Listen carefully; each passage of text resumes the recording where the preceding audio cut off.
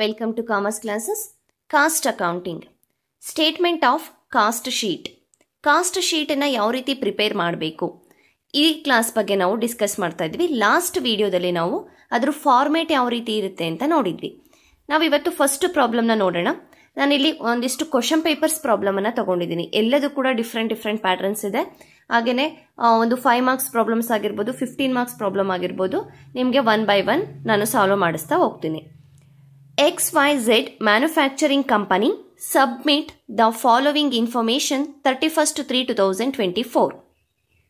XYZ company ಏನು ಮಾಡಿದೆ, ಒಂದು ಇನ್ಫಾರ್ಮೇಶನ್ ನಮಗೆ ಕೊಟ್ಟಿದೆ. ಅದು ಯಾವ ಡೇಟ್ ಇಂದು 31/3/2024 ಒಂದು ಡೇಟ್ ಇಂದು ಕೊಟ್ಟಿರುವಂಥದ್ದು. ಅಂದರೆ 2024 ಇಯರ್ ಎಂಡ್ ಅಲ್ಲಿ ಏನೊಂದು ಡಾಟಾ ಇತ್ತು, ಆ ಡಾಟಾನ ಕೊಟ್ಟಿದೆ. ಅದನ್ನ ಯೂಸ್ ಮಾಡಿಕೊಂಡು ನಾವು ಕಾಸ್ಟ್ ಶೀಟ್ ಅನ್ನ ಪ್ರಿಪೇರ್ ಮಾಡಬೇಕಾಗತ್ತೆ. ಸೇಲ್ ಆಫ್ ದ ಇಯರ್, ಆ ಒಂದು ವರ್ಷದಲ್ಲಿ ಎಷ್ಟು ಸೇಲ್ ಆಗಿದೆ, 2,75,000 rupees ಅಷ್ಟು ಸೇಲ್ ಆಗಿದೆ. Inventory at the beginning of the year, inventory ಅಂತ ಹೇಳಿದ್ರೆ ಸ್ಟಾಕ್ ಎಷ್ಟಿದೆ, ರಾ ಮೆಟೀರಿಯಲ್ಸ್ 3,000 rupees ಇದೆ. 3,000 ವರ್ತಿಂದು ಒಂದು ಓಪನಿಂಗ್ ರಾ ಮೆಟೀರಿಯಲ್ಸ್ ಇರುವಂತದ್ದು. Work in progress 4,000, finished goods 1,10,000 rupees ಇದೆ. ಅಂದ್ರೆ ಬಿಗಿನಿಂಗ್ ಆಫ್ ದ ಇಯರ್ ಅಂತ ಹೇಳಿದ್ರೆ opening raw material, opening work in progress, opening finished goods ಇರೋದು. Next purchase of raw material. First ನಮ್ಮ ಹತ್ರ ರಾ ಮೆಟೀರಿಯಲ್ಸ್ 3,000 ವರ್ತ್ ರೂಪೀಸ್ ಇತ್ತು. ಅದು ನಾವು ಮತ್ತೆ ನೆಕ್ಸ್ಟ್ ಎಕ್ಸ್ಟ್ರಾ ರಾ ಮೆಟೀರಿಯಲ್ ನ ಪರ್ಚೇಸ್ ಮಾಡಿದೀವಿ 65,000 rupees. ಡೈರೆಕ್ಟ್ ಲೇಬರ್ 6,000 ಇದೆ. Next inventory at the end of the year. At the end of the year ಅಂತ ಹೇಳಿದ್ರೆ ಕ್ಲೋಸಿಂಗ್ ಡೇಟ್ ಅಲ್ಲಿ ಇರುವಂತದ್ದು. Closing raw material end year ಅಂತ ಹೇಳಿದಾಗ ಕ್ಲೋಸಿಂಗ್ ಆಗುತ್ತೆ. ರಾ ಮೆಟೀರಿಯಲ್ 4,000 ಅಂದ್ರೆ closing raw material. Work in progress 6,000, finished goods 8,000 rupees ಇದೆ. Other expenses of the year, selling expenses 27,500 rupees ಇದೆ. ಅಡ್ಮಿನಿಸ್ಟ್ರೇಷನ್ ಎಕ್ಸ್ಪೆನ್ಸಸ್ 13,000 ಇದೆ. ಫ್ಯಾಕ್ಟರಿ ಓವರ್ ಹೆಡ್ 40,000 ಇದೆ. ಇಷ್ಟು ಡಾಟಾನ ಯೂಸ್ ಮಾಡಿಕೊಂಡು ನಾವು ಸ್ಟೇಟ್ಮೆಂಟ್ ಆಫ್ ಕಾಸ್ಟ್ ಶೀಟ್ ಅನ್ನ ಪ್ರಿಪೇರ್ ಮಾಡಬೇಕಾಗುತ್ತೆ. ನಾವು ಫಾರ್ಮೇಟ್ ಅಲ್ಲೇ ಡಿಸ್ಕಸ್ ಮಾಡಿದ್ವಿ ಯಾವ ರೀತಿ ಬರುತ್ತೆ ಅಂತ. ಫಸ್ಟ್ ನಮಗೆ ಈಗ ಏನು ಡೈರೆಕ್ಟ್ ಮೆಟೀರಿಯಲ್, ಡೈರೆಕ್ಟ್ ವೇಜಸ್ ಹಾಗೆ ಡೈರೆಕ್ಟ್ ಎಕ್ಸ್ಪೆನ್ಸಸ್ ನ ಆಡ್ ಮಾಡಿದಾಗ ನಮಗೆ ಪ್ರೈಮ್ ಕಾಸ್ಟ್ ಸಿಗುತ್ತೆ. ಆ ಪ್ರೈಮ್ ಕಾಸ್ಟ್ಗೆ ಫ್ಯಾಕ್ಟರಿ ಓವರ್ ಹೆಡ್ ನ ಆಡ್ ಮಾಡಿದ್ರೆ, ಹಾಗೇನೆ opening work in progress add ಮಾಡಬೇಕು, ಕ್ಲೋಸಿಂಗ್ ವರ್ಕ್ ಇನ್ ಪ್ರೋಗ್ರೆಸ್ ಇದ್ರೆ ಲೆಸ್ ಮಾಡಬೇಕು. ಆಗ ನಮಗೆ ವರ್ಕ್ ಕಾಸ್ಟ್ ಸಿಗುತ್ತೆ. ಈ ವರ್ಕ್ ಕಾಸ್ಟ್ಗೆ ಆಫೀಸ್ ಅಡ್ಮಿನಿಸ್ಟ್ರೇಷನ್ ಓವರ್ ಹೆಡ್ ನ ಆಡ್ ಮಾಡಿದಾಗ ನಮಗೆ ಕಾಸ್ಟ್ ಆಫ್ ಪ್ರೊಡಕ್ಷನ್ ಸಿಗುತ್ತೆ. ಇದಕ್ಕೆ ನಾವು ಓಪನಿಂಗ್ ಫಿನಿಶ್ಡ್ ಗೂಡ್ಸ್ ನ ಆಡ್ ಮಾಡಬೇಕು, ಕ್ಲೋಸಿಂಗ್ ಫಿನಿಶ್ಡ್ ಗೂಡ್ಸ್ ನ ಲೆಸ್ ಮಾಡಬೇಕು. ಆಗ ನಮಗೆ ಕಾಸ್ಟ್ ಆಫ್ ಗೂಡ್ಸ್ ಸೋಲ್ಡ್ ಸಿಗೋವಂಥದ್ದು. ಈ ಕಾಸ್ಟ್ ಆಫ್ ಗೂಡ್ಸ್ ಸೋಲ್ಡ್ ಏನಿದೆ, ನೆಕ್ಸ್ಟ್ ನಾವೇನ್ ಮಾಡ್ತೀವಿ, ಇದಕ್ಕೆ selling and distribution over head ನ ಆಡ್ ಮಾಡ್ತೀವಿ. ಅದಾದ್ಮೇಲೆ ನಮಗೆ ಕಾಸ್ಟ್ ಆಫ್ ಸೇಲ್ ಸಿಗುತ್ತೆ. ಆಗ ನಾವು ಟೋಟಲ್ ಎಷ್ಟು ಸೇಲ್ ಆಗಿದೆ ಹಾಗೇನೆ ಟೋಟಲ್ ಎಷ್ಟು ಕಾಸ್ಟ್ ಆಗಿದೆ ಆ ಎರಡನ್ನು ಕಂಪೇರ್ ಮಾಡಿ ಪ್ರಾಫಿಟ್ ಆಗಿದೆಯೋ ಲಾಸ್ ಆಗಿದೆಯೋ ಅಂತ ನಾವು ಫೈಂಡ್ ಔಟ್ ಮಾಡ್ತೀವಿ. ಈಗ ನಾವು ಕಾಸ್ಟ್ ಶೀಟ್ ಅನ್ನ ಪ್ರಿಪೇರ್ ಮಾಡೋಣ.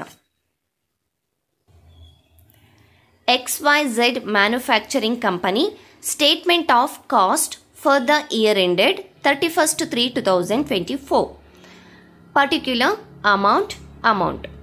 ನಾವೀಗ ಒಂದು XYZ ಮ್ಯಾನುಫ್ಯಾಕ್ಚರಿಂಗ್ ಕಂಪನಿದು ಕಾಸ್ಟ್ ಶೀಟ್ ಅನ್ನ ಪ್ರಿಪೇರ್ ಮಾಡ್ತಾ ಇದ್ದೀವಿ.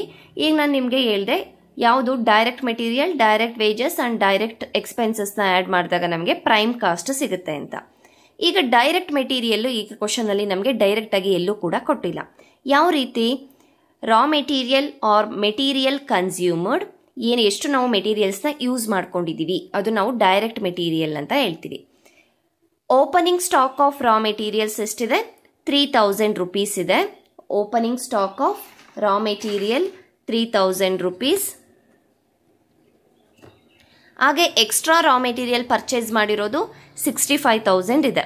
ಇನ್ನ ಯಾವುದೇ ನಮಗೆ ಒಂದು ರಾ ಮೆಟೀರಿಯಲ್ ನ ಪರ್ಚೇಸ್ ಮಾಡುವಾಗ ಕ್ಯಾರೇಜ್ ಇನ್ವರ್ಟ್ಸ್ ಅದು ಅಥವಾ ಫ್ರೈಟ್ ಆಗಿರ್ಬೋದು, ಕಸ್ಟಮ್ ಡ್ಯೂಟಿ ಪೇ ಮಾಡಿರೋದಾಗಿರ್ಬೋದು, ಯಾವುದೇ ಎಕ್ಸ್ಪೆನ್ಸಸ್ ಕೊಟ್ಟಿಲ್ಲ, ಇಷ್ಟೇನೆ ಇರೋದು. ಇದನ್ನ ನಾವು ಆಡ್ ಮಾಡಬೇಕು. 3,000 ಪ್ಲಸ್ 65,000. ಇದರಲ್ಲಿ ನಾವು closing stock of raw material ನ ಲೆಸ್ ಮಾಡಬೇಕಾಗುತ್ತೆ. Minus closing stock of raw material 4,000 rupees ನ ನಾನಿಲ್ಲಿ ಲೆಸ್ ಮಾಡ್ತಾ ಇದ್ದೀನಿ. ಎಷ್ಟಾಯ್ತು, 64,000 rupees ಅಷ್ಟು ನಮಗೆ direct material R material consumed, ಎಷ್ಟು ಮೆಟೀರಿಯಲ್ ಯೂಸ್ ಮಾಡ್ಕೊಂಡಿದೀವಿ ಅನ್ನೋದು ಸಿಕ್ತು. ನೆಕ್ಸ್ಟ್ ಡೈರೆಕ್ಟ್ ಲೇಬರ್ ಎಷ್ಟು ಕೊಟ್ಟಿದ್ದಾರೆ ಇಲ್ಲಿ? ಡೈರೆಕ್ಟ್ ಲೇಬರ್ 6000 ರೂಪೀಸ್ ಇದೆ. Direct labour 6000. ಡೈರೆಕ್ಟ್ ಎಕ್ಸ್ಪೆನ್ಸಸ್ ಯಾವುದು ಇಲ್ಲಿ ಡೈರೆಕ್ಟ್ ಎಕ್ಸ್ಪೆನ್ಸಸ್ ಇಲ್ಲ, ಸೊ ನಾನು ಹಾಗೆ ಡ್ಯಾಶ್ ಆಗ್ತಾ ಇದ್ದೀನಿ. ಎಷ್ಟಾಯಿತು prime cost? 72,000 rupees prime cost ಆಯಿತು. ಈ ಪ್ರೈಮ್ ಕಾಸ್ಟ್ಗೆ ನಾವೇನು ಮಾಡಬೇಕು? ನೆಕ್ಸ್ಟು ಫ್ಯಾಕ್ಟರಿ ಓವರ್ ಹೆಡ್ನ ಆ್ಯಡ್ ಮಾಡಬೇಕು. ಫ್ಯಾಕ್ಟರಿ ಓವರ್ ಹೆಡ್ ಇಲ್ಲಿ ಯಾವುದಿದೆ? ನಮಗೆ ಇಂಡೈರೆಕ್ಟ್ ಮೆಟೀರಿಯಲ್, ಇಂಡೈರೆಕ್ಟ್ ವೇಜಸ್ ಅಥವಾ factory rent, fuel, repairs, depreciation, ಈ ರೀತಿ ಯಾವುದು ಕೂಡ ಇಲ್ಲಿ ನಮಗೆ ಸಪ್ರೇಟ್ ಆಗಿ ಕೊಟ್ಟಿಲ್ಲ ಫ್ಯಾಕ್ಟರಿ ಓವರ್ ಹೆಡ್ ಅಂತ. ಇಲ್ಲಿ ಡೈರೆಕ್ಟ್ ಆಗಿ ಕೊಟ್ಟಿದ್ದಾರೆ ಫ್ಯಾಕ್ಟರಿ ಓವರ್ ಹೆಡ್ 40,000 ರೂಪೀಸ್. ಈ ಅಮೌಂಟನ್ನು ನಾವು ತಗೋಬೇಕು. Factory over head 40,000 rupees. ಇದಕ್ಕೆ ವರ್ಕ್ ಇನ್ ಪ್ರೋಗ್ರೆಸ್ಸನ್ನು ಆ್ಯಡ್ ಮಾಡಬೇಕು. ನಾನು ನಿಮಗೆ ಫಸ್ಟ್ ಸ್ಟಾರ್ಟಿಂಗಲ್ಲೇ ಹೇಳಿದೆ ಅಲ್ವಾ, ಒಂದು ಆನ್ಸರ್ ಸ್ಟಾರ್ಟ್ ಮಾಡೋದಕ್ಕೂ ಮುಂಚೆ ಈ ರೀತಿ ನೀವು ಒಂದು ಫಾರ್ಮುಲಾ ರೀತಿ ಬರೆದಿಟ್ಕೊಂಡ್ರೆ ಈಸಿಯಾಗಿ ನೆನಪಿರುತ್ತೆ, ಎಲ್ಲೂ ಕೂಡ ನಿಮಗೆ ಮರ್ತೋಗೋದಿಲ್ಲ. ಈ ನಮಗೆ ಈಗ ಏನಾಯಿತು, ಪ್ರೈಮ್ ಕಾಸ್ಟ್ಗೆ ಫ್ಯಾಕ್ಟರಿ ಓವರ್ ಹೆಡ್ ಆ್ಯಡ್ ಮಾಡಿದ್ಮೇಲೆ ವರ್ಕ್ ಇನ್ ಪ್ರೋಗ್ರೆಸ್ ಓಪನಿಂಗ್ ಇದ್ರೆ ಆ್ಯಡ್ ಮಾಡಬೇಕು, ಹಾಗೆ ಕ್ಲೋಸಿಂಗ್ ವರ್ಕ್ ಇನ್ ಪ್ರೋಗ್ರೆಸ್ ಇದ್ರೆ ಲೆಸ್ ಮಾಡಬೇಕು. ನಮಗೆ ಇಲ್ಲಿ ಇನ್ವೆಂಟರಿ ಅರ್ಥ ಬಿಗಿನಿಂಗ್ ಅಂತ ಇದೆ ಅಲ್ವಾ, ಅಲ್ಲಿ ವರ್ಕ್ ಇನ್ ಪ್ರೋಗ್ರೆಸ್ ಇದೆ, ಅದು ಓಪನಿಂಗ್ ವರ್ಕ್ ಇನ್ ಪ್ರೋಗ್ರೆಸ್ ಆಗಿರುತ್ತೆ. ವರ್ಕ್ ಇನ್ ಪ್ರೋಗ್ರೆಸ್ ಓಪನಿಂಗ್ 4000 ಇದನ್ನ ಆ್ಯಡ್ ಮಾಡ್ತಾ ಇದ್ದೀನಿ, minus work in progress closing ಅಂದರೆ ಕ್ಲೋಸಿಂಗ್ ವರ್ಕ್ ಇನ್ ಪ್ರೋಗ್ರೆಸ್ ಏನಂತ ಕೊಟ್ಟಿದ್ದಾರೆ? Inventory at the end of the year ಅಂತ ಹೇಳ್ಬಿಟ್ಟು ಅಲ್ಲಿ ವರ್ಕ್ ಇನ್ ಪ್ರೋಗ್ರೆಸ್ ಇದೆ, ಅದು ಕ್ಲೋಸಿಂಗ್ ಆಗಿರುತ್ತೆ. ಇದನ್ನ ನಾವು ಮೈನಸ್ ಮಾಡಬೇಕು. 44,000 ಅಲ್ಲಿ 6,000 ಹೋದಾಗ 38,000 ರೂಪೀಸ್ ಆಗುತ್ತೆ. ಈ ಫ್ಯಾಕ್ಟರಿ ಓವರ್ ಹೆಡ್ ಏನಿದೆ 72,000ಗೆ ಆ್ಯಡ್ ಮಾಡಿದಾಗ ನಮಗೆ ವರ್ಕ್ ಕಾಸ್ಟ್ ಸಿಗುತ್ತೆ 1,10,000 rupees. Next add administration overhead. ಯಾವುದಿದೆ? Office and administration overhead ಅಲ್ಲಿ ಆಫೀಸ್ ಎಕ್ಸ್ಪೆನ್ಸಸ್ ಏನೇನಿರುತ್ತೆ ಅಂತ. ಇಲ್ಲಿ ಯಾವುದು ಕೂಡ ಇಲ್ಲೂ ಅಷ್ಟೇ ಯಾವುದು ಸಪ್ರೇಟ್ ಕೊಟ್ಟಿಲ್ಲ. ಆಫೀಸ್ ಸ್ಯಾಲರಿ ಅಥವಾ ಆಫೀಸ್ ರೆಂಟ್ ಆಗಿರ್ಬೋದು, ಟೆಲಿಫೋನ್ ಚಾರ್ಜಸ್, ಪ್ರಿಂಟಿಂಗ್, ಈ ರೀತಿ ಯಾವುದೂ ಸಪ್ರೇಟಾಗಿ ಕೊಟ್ಟಿಲ್ಲ, ಅವರೇ ಡೈರೆಕ್ಟ್ ಕೊಟ್ಟಿದ್ದಾರೆ. ಅಡ್ಮಿನಿಸ್ಟ್ರೇಷನ್ ಎಕ್ಸ್ಪೆನ್ಸಸ್ ಅಂತ ಕೊಟ್ಟಿದ್ದಾರೆ. 13,000 ರೂಪೀಸ್ ಇದೆ. ಈ 13,000 ರೂಪೀಸ್ನ ನಾವೀಗ ಆ್ಯಡ್ ಮಾಡಬೇಕು. Administration over head 13,000 rupees. Total ಮಾಡಿದಾಗ ಎಷ್ಟಾಯಿತು? ಕಾಸ್ಟ್ ಆಫ್ ಪ್ರೊಡಕ್ಷನ್ 1,23,000 ರೂಪೀಸ್ ಆಯಿತು. ಇದಕ್ಕೆ ನಾವು finished goods, opening finished goods ಇದ್ರೆ ಆ್ಯಡ್ ಮಾಡಬೇಕು, ಕ್ಲೋಸಿಂಗ್ ಫಿನಿಶ್ಡ್ ಗೂಡ್ಸ್ ಇದ್ರೆ ಲೆಸ್ ಮಾಡಬೇಕು. ಇಲ್ಲಿ ಓಪನಿಂಗ್ ಫಿನಿಶ್ಡ್ ಗೂಡ್ಸ್ ಎಷ್ಟು ಕೊಟ್ಟಿದ್ದಾರೆ? 1,10,000 ರೂಪೀಸ್ ಇದೆ. ಆ್ಯಡ್ ಮಾಡಿದಾಗ 2,33,000 ಆಯಿತು. Minus closing stock of finished goods 8,000 rupees. Total cost of goods sold ಎಷ್ಟಾಯಿತು? 22,000, 2,25,000 ರೂಪೀಸ್ ಆಯಿತು. ಈಗ ನಮಗೆ ಕಾಸ್ಟ್ ಆಫ್ ಗೂಡ್ಸ್ ಸೋಲ್ಡ್ ಸಿಕ್ತು. ಇದಕ್ಕೆ ಫೈನಲ್ ಆಗಿ ನಾವು ಸೆಲ್ಲಿಂಗ್ ಅಂಡ್ ಡಿಸ್ಟ್ರಿಬ್ಯೂಷನ್ ಎಕ್ಸ್ಪೆನ್ಸಸ್ನ ಆ್ಯಡ್ ಮಾಡಬೇಕು. ಸೆಲ್ಲಿಂಗ್ ಅಂಡ್ ಡಿಸ್ಟ್ರಿಬ್ಯೂಷನ್ ಎಕ್ಸ್ಪೆನ್ಸಸ್ ಇದನ್ನು ಅಷ್ಟೇ ಇಲ್ಲಿ ನಮಗೆ ಯಾವುದೋ ಕ್ಯಾರೇಜ್ ಔಟ್ವರ್ಡ್ಸ್ ಆಗಿರ್ಬೋದು, ಇಲ್ಲ ಒಂದು ಸೇಲ್ಸ್ಮೆನ್ ಸ್ಯಾಲ್ರಿ ಸಪ್ರೇಟಾಗಿ ಯಾವುದು ಕೊಟ್ಟಿಲ್ಲ, ಡೈರೆಕ್ಟಾಗಿ ಕೊಟ್ಟಿದ್ದಾರೆ.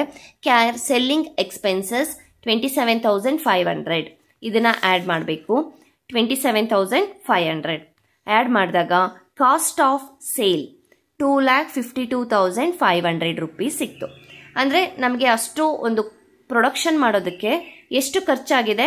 2,52,500 ರೂಪೀಸ್ ಅಷ್ಟು ನಮಗೆ ಕಾಸ್ಟ್ ಆಗಿರೋವಂಥದ್ದು. ಎಷ್ಟಕ್ಕೆ ಸೇಲ್ ಮಾಡ್ತಾ ಇದ್ದೀವಿ? ಸ್ಟಾರ್ಟಿಂಗಲ್ಲೇ ಸೇಲ್ ಆಫ್ ದ ಇಯರ್ ಅಂತ ಕ್ವಶನ್ ಅಲ್ಲಿ ಕೊಟ್ಟಿದ್ರು ಅಲ್ವಾ, ಎಷ್ಟು ಕೊಟ್ಟಿದ್ರು? 2,75,000 ರೂಪೀಸ್. Sales 2,75,000 rupees. ಈಗ ನಮಗೆ ಬ್ಯಾಲೆನ್ಸಿಂಗ್ ಫಿಗರ್ ಅಲ್ಲಿ ನಮಗೆ ಪ್ರಾಫಿಟ್ ಅಥವಾ ಲಾಸ್ ಅನ್ನೋದು ನಮಗೆ ಗೊತ್ತಾಗುತ್ತೆ. 2,52,500 2,52,500 ಇರೋದನ್ನ ನಾವು 2,75,000ಗೆ ಸೇಲ್ ಮಾಡ್ತಾ ಇದ್ದೀವಿ ಅಂದಾಗ ನಮಗೆ ಅದು ಪ್ರಾಫಿಟ್ ಆಗುತ್ತಾ ಲಾಸ್ ಆಗುತ್ತಾ? ನಮಗೆ ಕಾಸ್ಟ್ ಎಷ್ಟಿದೆ? 2,52,000 ಇದೆ. ಅದನ್ನ ಎಷ್ಟಕ್ಕೆ ಸೇಲ್ ಮಾಡ್ತಾ ಇದ್ದೀವಿ? 2,75,000ಗೆ ಸೇಲ್ ಮಾಡ್ತಾ ಇದ್ದೀವಿ. ಅಂದರೆ 22,500 ರೂಪೀಸ್ ಒಂದು ಬ್ಯಾಲೆನ್ಸಿಂಗ್ ಫಿಗರ್ ಏನಿದೆ ನಮಗೆ ಪ್ರಾಫಿಟ್ ಆಗುತ್ತೆ. ಅಂದರೆ ನಾನೀಗ ನಿಮಗೆ ಈಸಿಯಾಗಿ ಹೇಳೋದಾದ್ರೆ, ನನ್ನ ಹತ್ರ ಒಂದು 8 ರೂಪೀಸ್ ಒಂದು ಪೆನ್ ಇದೆ ಅಂತ ತಿಳ್ಕೊಳ್ಳಿ. ಈ ಪೆನ್ನಿಗೆ 8 ರೂಪೀಸು ಖರ್ಚಾಗಿದೆ. ಇದನ್ನು ನಾವು ಪ್ರೊಡಕ್ಷನ್ ಮಾಡೋದಕ್ಕೆ ಟೋಟಲ್ ಆಗಿ ಫ್ಯಾಕ್ಟರಿಯಿಂದ ಹಿಡಿದು ಹಾಗೆಯೇ ಆಫೀಸ್ ಎಕ್ಸ್ಪೆನ್ಸಸ್ಸು, ಸೆಲ್ಲಿಂಗ್ ಅಂದು ಪ್ರಮೋಷನಲ್ ಎಲ್ಲದು ಸೇರಿ 8 ರೂಪೀಸ್ ಖರ್ಚಾಗಿದೆ. ನಾನೀಗ ಈ ಪೆನ್ನನ್ನು 10 ರೂಪೀಸ್ಗೆ ಸೇಲ್ ಮಾಡ್ತಾ ಇದ್ದೀನಿ. ಅಂದರೆ ಆ 2 ರೂಪೀಸ್ ನನಗೇನಾಯಿತು? ಎಕ್ಸ್ಟ್ರಾ ಇರೋದು ಪ್ರಾಫಿಟ್ ಆಯಿತು.